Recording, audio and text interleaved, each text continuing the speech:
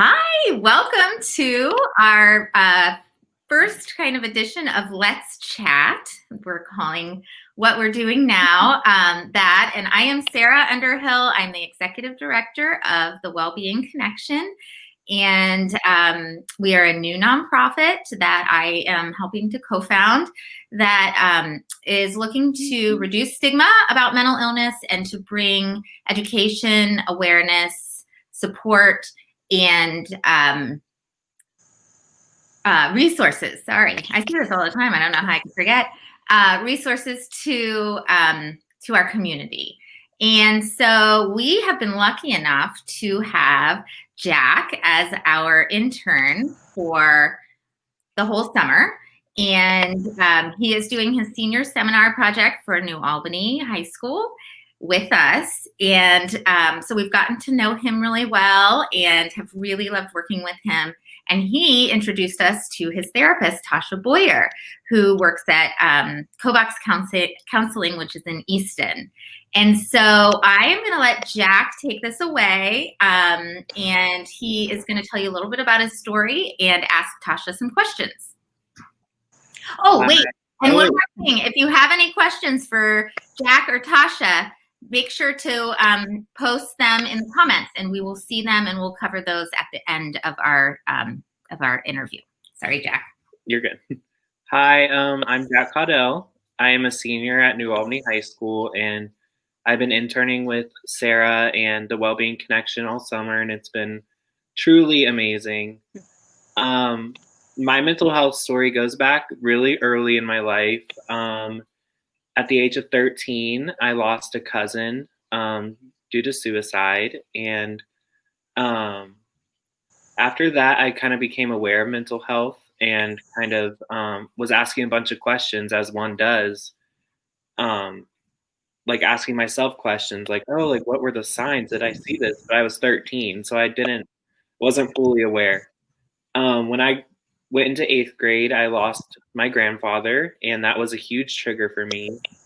I started developing really strong anxiety and depression, to the point where on school mornings, it was really rough getting to school, really bad anxiety attacks, and ended up not going to school for most of my 8th grade year. And then at nights, I would have severe depressive episodes where I would just be sad for no reason, not moving, not talking, just crying, So to cope with all of that, I developed really bad OCD where I relied on a lot of rituals in my life for control. And I also relied a lot on what I ate and the food that I ate because I could control those things. And that also led to severe body dysmorphia. So I've definitely dealt with a lot of mental health, and yeah, I'm so happy to say that today I am truly probably thriving for the first time in my life. Mental health for me, I see it as like a little buddy on my shoulder that I have to learn to work with in my everyday life. It's never going to go away, but with the help of Tasha and a really, really strong family support that I'm very lucky to have, because a lot of people don't, I have really become comfortable with it and doing my everyday life with anxiety and depression and dealing with the ups and downs of that. And I guess my official medical diagnosis or whatever is general anxiety and depression disorder. And obviously OCD and body dysmorphia is in there too. But general anxiety and depression disorder is what's called a comorbidity. And I'll let Tasha explain a little bit about comorbidities. Thank you, Jack. And thank you, Sarah, for having me on this. It's such an honor. When Jack first came to see me, a person could have looked at that and said, oh, well, there's school refusal, and kind of just labeled it as a behavior. And the way I approach a lot of my clients are that, I'm not big into labels, because we are holistic beings. And when you're not attached to a label, or when I'm not attached to a label, I'm able to see the person for more of what's going on with them. And that a lot of times reveals comorbid diagnoses, which are, you have a couple of different mental health diagnoses at one time. And depending on environmental stressors and internal health, all of those things, one can pop up and the other one kind of recedes into the background, and they can take turns. Sometimes there's three, it's not set as like, oh, it's only two. So it's really helpful because by looking at, okay, we know there's this primary, what might be, something else that would come up that would, that we could make sure we're catching so it doesn't become a problem, if that makes sense. Yeah, I remember when we were first talking about it, the way you explained it to me was literally perfect. It's like a game of whack-a-mole. Because like sometimes you're feeling the really high highs of anxiety, and then all of a sudden that night you're dropping to the depths and with depression. So it's like as soon as you conquer anxiety, it's like, oh, depression's here. Like you have to knock them all down, and that helped me a lot. And those diagnoses are, the labels are there to let us know something is off and we need balance in our lives. That's something that in my practice and at Kovacs Counseling in general, we really work towards helping our clients find balance rather than perfection or, whatever else. Well, I guess now I'll start to ask you a few questions. Sure. So obviously, Wellbeing Connection and everything is based in New Albany, Ohio. So what do you think makes New Albany unique to other places in Central Ohio based on like the patients you see? From just a standpoint of like the community, I see New Albany as different because, and this is my perspective and my opinion, so take it for what it's worth, but it was a community that was built strongly around an economic force.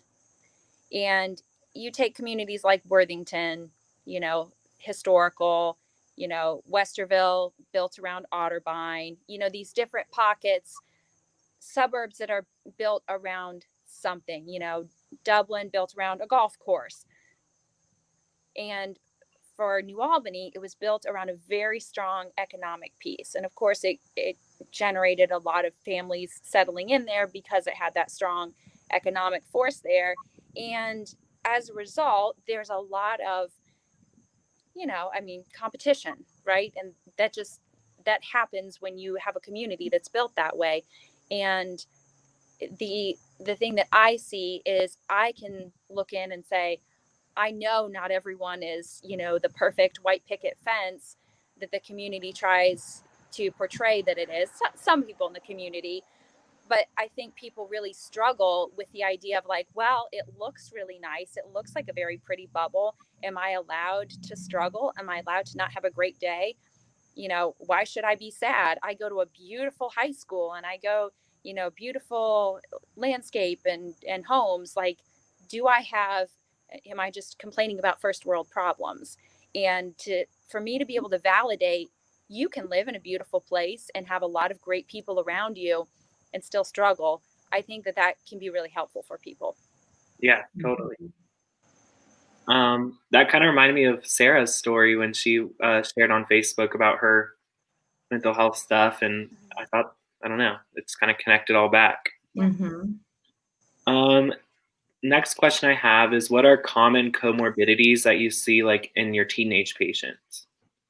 Oftentimes, like you, Jack, I see a lot of anxiety and major depressive disorder, comorbid, simply because, like you said, they whack-a-mole pretty easily from each other. With eating disorders, which is something that I treat a lot of, I do see a lot of anxiety tie in with an eating disorder or depression tie in with an eating disorder. Those are pretty common as well. And OCD comes in. That's very common. And trying to think of some of the others, those are primarily what happens in teenagers, what I see in teenagers. I think if you ask somebody, at another practice or organization based on their specialty, they might say, oh, we see these, these commonalities. I would say that if you're seeing, your child or your teenager have some really high highs and some really low lows, that you may be looking at, comorbid mental illness. Good. The next one is, how is coping with comorbidity different than dealing with like a singular mental illness diagnosis? When you're dealing with multiple diagnoses, it's a little more challenging because you can't pull a treatment plan out of a book and say, well, follow this evidence-based work and everything will go just swimmingly. So for instance, if I have a client who has an eating disorder and they also have PTSD, which is another common comorbidity, I would approach them differently than I would a client who who is dealing with only an eating disorder, because with the accompanying trauma that they may feel, having them eat or having them, stop purging, whatever, is going to feel different to them than someone who doesn't have the PTSD. So it requires kind of looking at both treatment plans and matching up the timing and customizing that for my client, rather than saying like, here are the steps that we need to work through, and it being a little more fluid and linear. Yeah. Is there ever truly a single like mental illness diagnosis, or is every mental illness kind of like linked together, like, I don't know, like a puzzle? Mm-hmm. I think there can be. It's very hard to give a for sure answer, because the brain, everything's connected in the brain. So what I have seen is it's a lot more about genetics and depending on the genetic makeup of someone. So for instance, someone with schizophrenia, that's their primary diagnosis, and you're really not going to see maybe a comorbid depression, because they are dealing so much with the symptoms of the schizophrenia and trying to manage those. And with the way, science is, they haven't gotten to the point where they can tease out like, oh, this is from schizophrenia, this is from depression. So I guess I can say, Jack, I don't really know. I'm not sciencey enough to know, if there is ever a single mental illness versus always comorbidity. I think it's much more common though to have multiple things going on. I see a lot of clients who will work through something and then they'll come back later and I change their diagnosis. Might have happened to me a couple of times. Perhaps. And I also was just thinking about something else you said to me once, was how, what was it? I lost my thought. Was it how mental health is like, there's good and there's bad. So like, it's normal to feel anxious like before a big test or before a performance of some sort. Mm-hmm. And it really, I think what truly helped me is realizing when it's time to switch to seek help instead of it being normal. Mm-hmm. And I think when it starts like affecting like your daily life, like for me, like not being able to go to school, mm-hmm. and just not being able to do the things that I normally would do, like that's what the signal of red flag in my head. Yes. I was like, I need help. Mm-hmm. And so I don't know, I just thought I should share that. Yes. And sometimes people will say, oh, this is something that's going on. Like I worry about getting COVID. Right. Okay. Well, if you have someone that you live with that is at high risk and you have a job that is mandatory, that's a legitimate worry. If you tell me, you live by yourself and you're not leaving your house, maybe not, and you can't leave your house, then it's more debilitating, right? But right. Kind of finding that spectrum and saying, where is it interfering versus not? Right. Lastly, kind of a fun one. Are there any like holistic coping mechanisms that like you personally use that like you think everybody should do? As you can tell, I'm outside. So I'm a big fan of being outside. And it's something that I've really come to embrace as, we've all been stuck inside with COVID, in the spring, and then getting outside is so helpful. Just like breathe the air and, maybe move, maybe not, just depending on my day.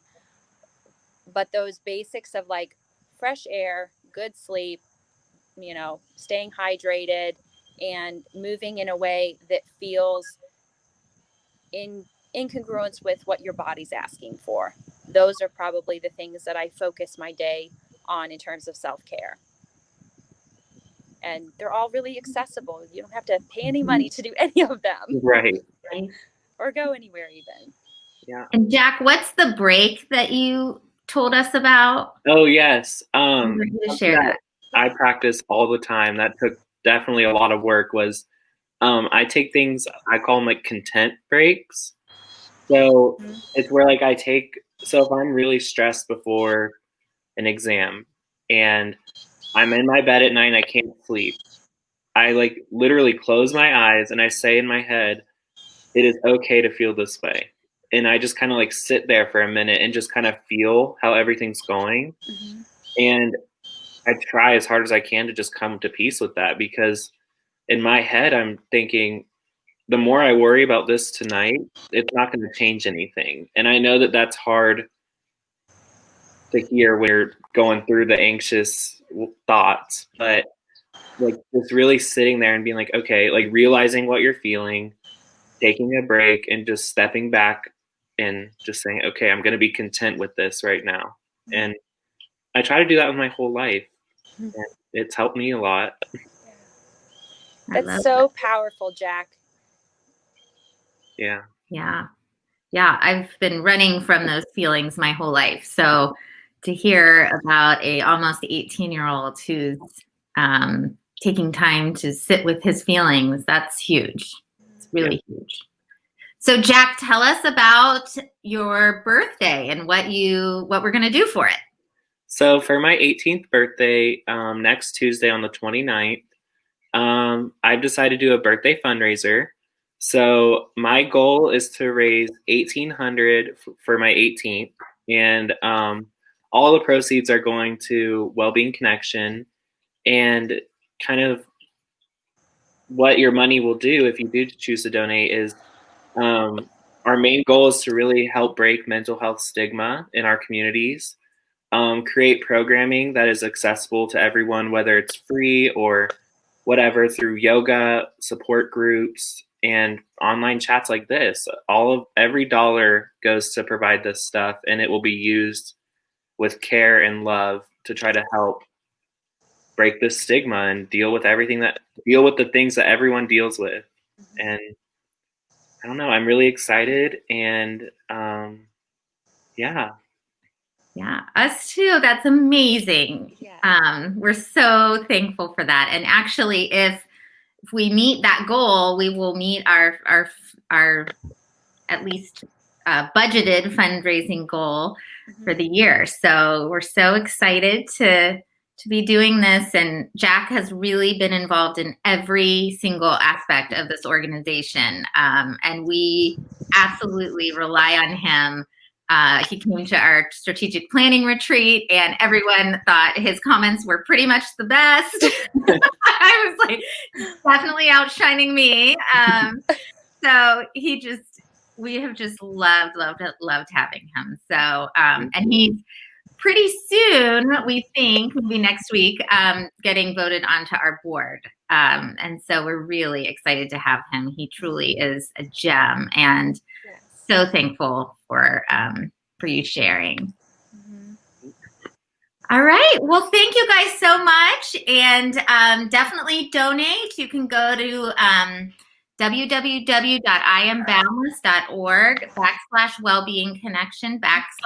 They are our Boundless is our fiscal sponsor. And so they're kind of helping us as we get going. And so that's where you'll be going to donate. And we look forward to sharing with Jack, who donates. So it's really fun. It's a fun way to spend a birthday during COVID. Yes. I did it for mine too, and it was like, oh, this is so fun. I keep getting emails that like my aunt or my mom or whoever donated. So, and real quick, I would just want to say thank you to Tasha for everything she's done for me. And correct me if I'm wrong, but I think you are taking patients right now. I am. 10 out of 10 would recommend. 5-star everything. I owe a lot to her, and I wouldn't be the person I am today without her. So thank you for taking time out of your day and for sitting down with us. Absolutely. Jack, it's always an honor working with you. You did the hard work. It was just my pleasure to be able to walk alongside and help, facilitate the work you did. Thank you. that's great. Well, thanks, guys. So we'll see everyone at our next Let's Chat live. And have a great weekend, great end of your week. And we'll see you soon. Thanks. Thanks.